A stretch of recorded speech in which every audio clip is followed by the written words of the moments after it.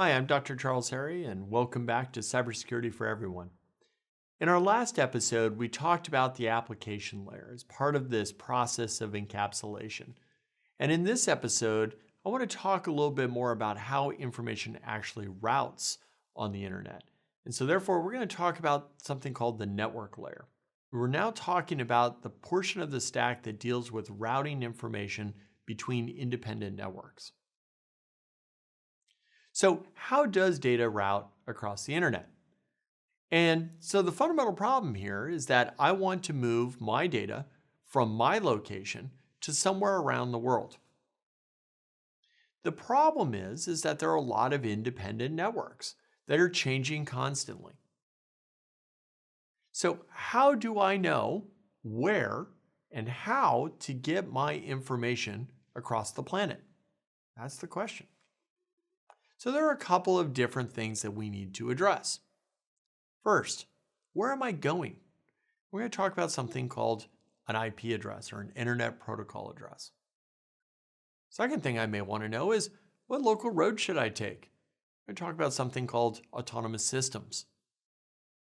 And third, how do I know what roads connect to where? So we're going to talk about something called a peering relationship.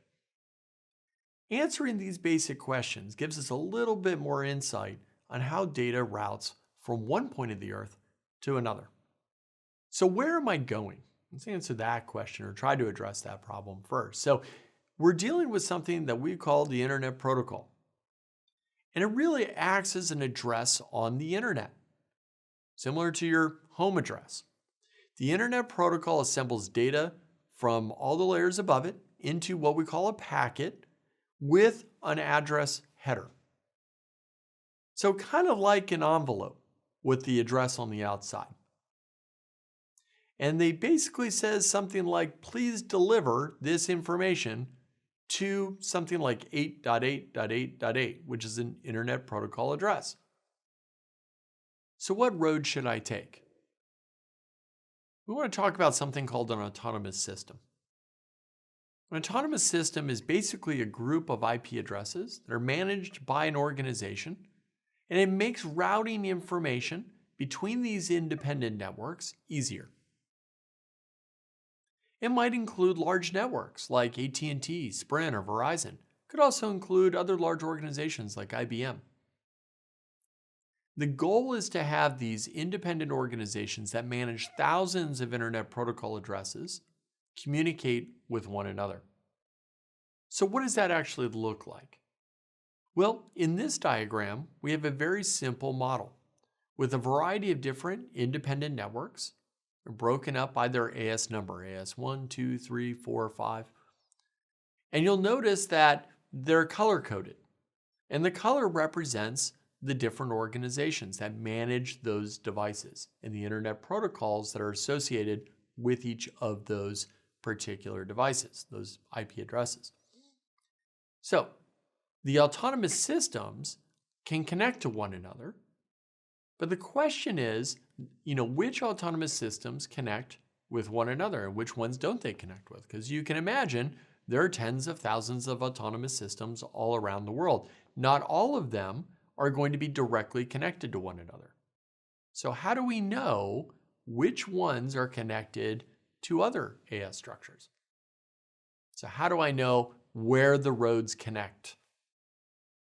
We want to talk about peering relationships. So autonomous systems, these group of independent organizations that manage these thousands of Internet Protocol addresses, have to have some way in which they relate to one another. We call that a peering relationship. So an AS provider will broadcast a list of other independent networks it has a connection with.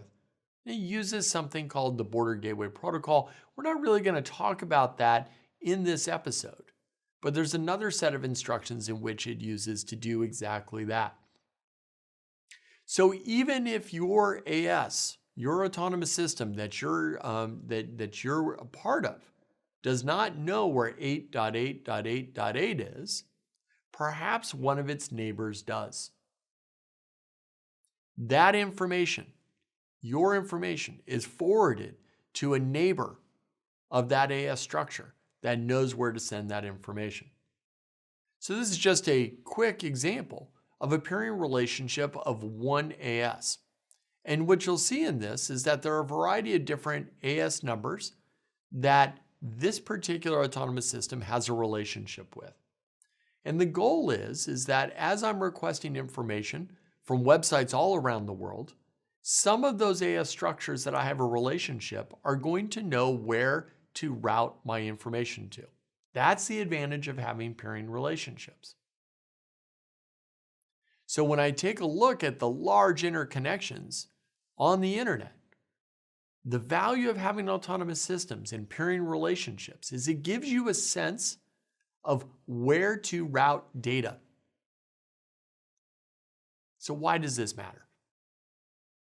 Well, vulnerabilities, just like when we talked about the application layer, vulnerabilities exist in several of these protocols. Hackers can use those vulnerabilities to gain access to achieve an effect. Software developers who are not careful in the design of their software might introduce new vectors of attack, and network engineers who don't configure their networks appropriately might introduce other attack vectors.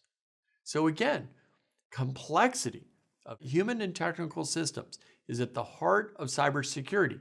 Understanding each layer in the stack is fundamentally important if you want to protect yourself. So what can we take away from this episode? Well, first, that information that deals with routing is done at the network layer. Locations on the internet, or IP addresses, are established by the Internet Protocol. Autonomous systems are organizations that manage large amounts of IP addresses, and they relate to one another using peering relationships.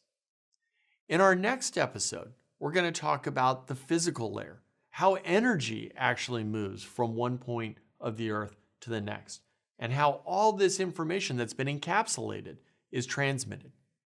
I hope to see you next time.